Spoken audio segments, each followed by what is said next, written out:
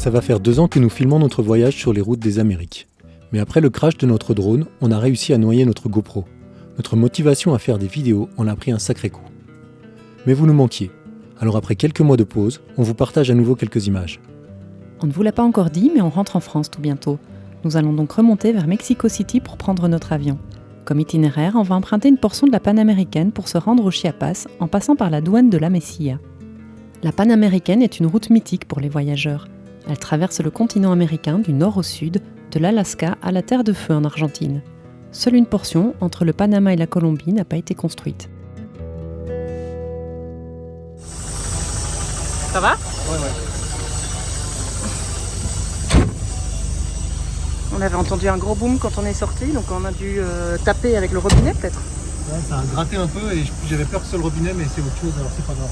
Ok. Si c'est autre chose, c'est... La marche non, le marchepied, on l'a bien fermé. De quoi ? Le marchepied, il est fermé Ouais. cette fois ? Ok. Bon, bah c'est parti pour la montée. Allez, Momo ! Direct, on attaque. Allez, à froid. Allez. Ah, ça se voit pas du tout à la caméra que c'est vachement pentu en fait. Ouais. J'ai jamais eu une descente si raide. Ici, on est en train de faire cette route en montée, ça va. Mais on se dit que heureusement qu'on l'a pas faite en descente. Non, faut pas le faire celle-là. Ça, c'est la route qui monte vers Solo là. Solola. Ah ouais. Ne faites pas cette route en descendant si vous n'avez pas des super freins. Oh putain, la pente là. Je vais être obligé de passer la première.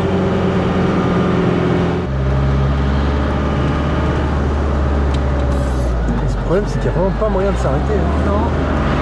Il y a 3 places quoi. Je suis né dans les Alpes et j'ai l'habitude que ça tourne et que ça monte. Mais ici, je me suis amusé à faire les calculs et on est sur une pente de 17% de moyenne. Grave. Ah bah là. Oups.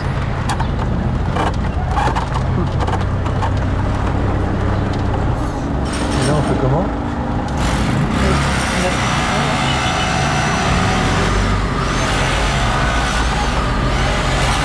Attention que t'as des gens qui te dépassent.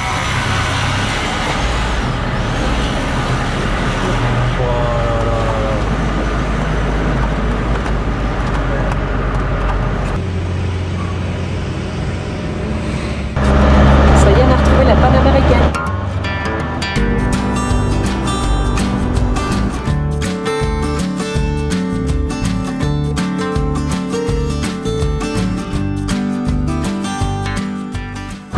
Non, moi je m'en fous, je me mets au milieu mon grand. Hein. Ah bah ouais. Dans notre imaginaire, la Panaméricaine était une grande ligne droite vaste et ininterrompue qui file du nord au sud. Mais en réalité, il y a un axe principal et des routes secondaires qui serpentent, s'interrompent parfois et révèlent une route aussi chaotique que les terres qu'elle traverse.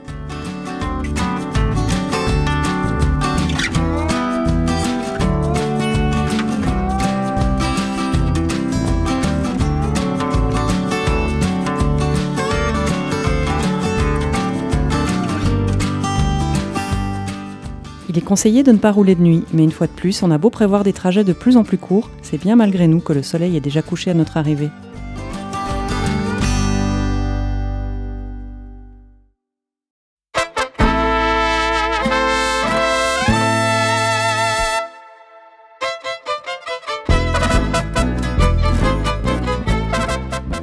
Dans les villes, nous avons toujours trouvé des campings bien situés, qui nous permettent de visiter sans nous inquiéter pour notre véhicule. On s'est fait une copine qui ressemble un peu à Macaco qu'on avait à Teotihuacan. Macaquita.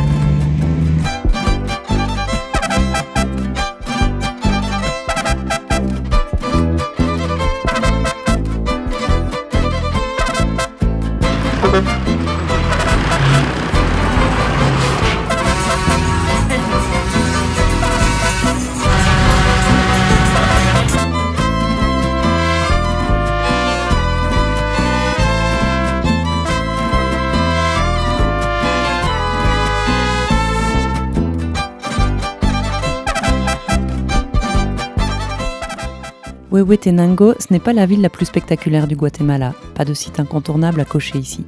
Mais parfois, c'est dans ces endroits simples qu'on ressent le mieux l'âme d'un pays. Quelques rues à l'allure coloniale, une vie locale bien authentique et aucun touriste à l'horizon.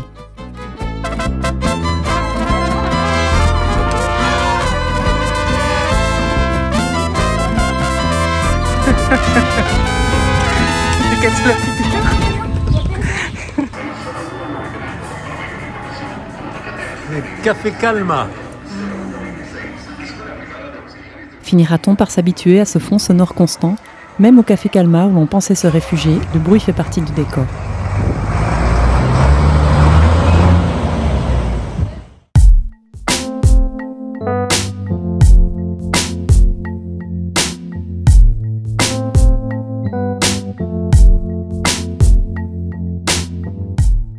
À proximité de Huehuetenango, on découvre Zaculeo, une ancienne cité maya des Mam, l'un des groupes ethniques mayas les plus importants dans cette région du Guatemala.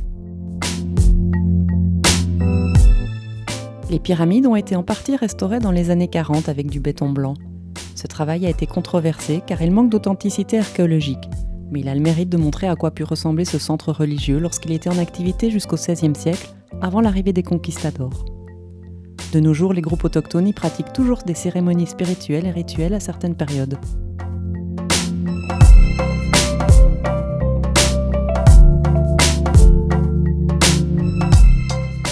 Vous aviez peut-être déjà vu ces lieux à la télé, car les ruines de Zaculeo ont servi de décor de tournage pour un épisode de Tarzan, une série télévisée qui a peut-être bercé votre enfance.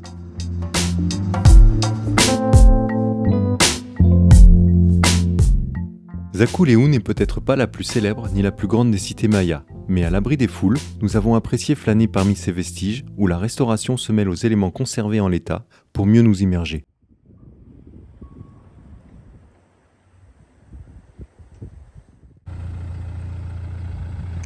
Allez, on est reparti.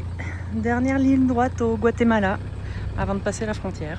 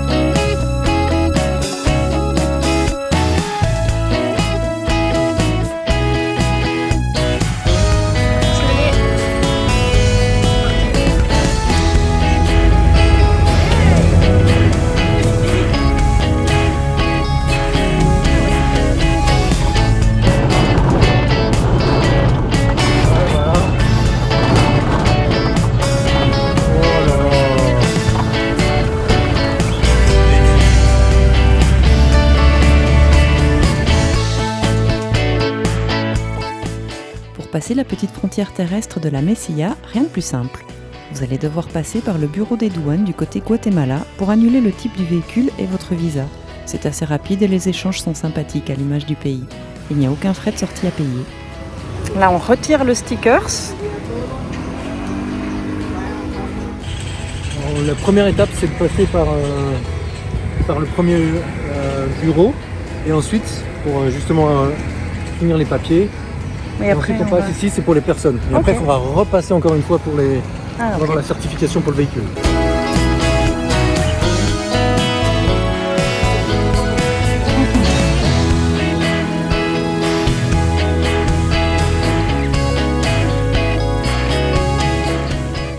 On s'était garé juste de l'autre côté de la frontière, mais c'est pas là. Il nous renvoie 4 km plus loin sur la droite.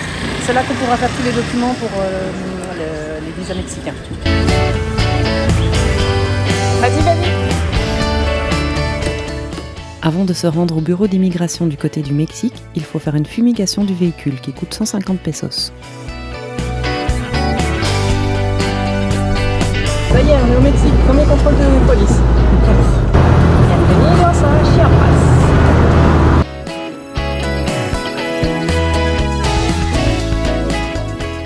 Une fois au bureau d'immigration, on remplit le formulaire et on paye les 861 pesos par personne pour le visa FMM, en carte ou en espèces.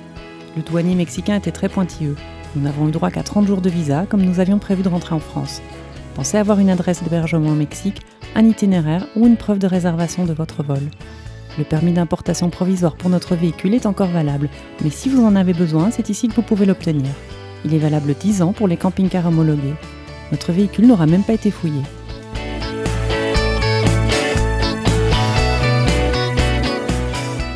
Pourquoi il n'y a personne?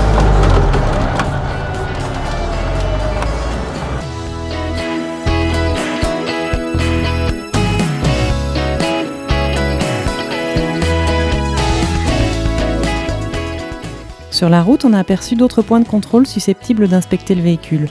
On était ravis que Maurice n'ait pas été fouillé à la frontière, car c'est toujours pénible et chronophage comme procédure.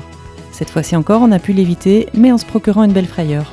Nos passeports sont tombés par terre, certainement à cause des topés. On a cru qu'on les avait oubliés à la douane, et on a mis 10 longues minutes qui nous ont paru une éternité avant de les retrouver. Du coup, ils n'ont pas fouillé le véhicule.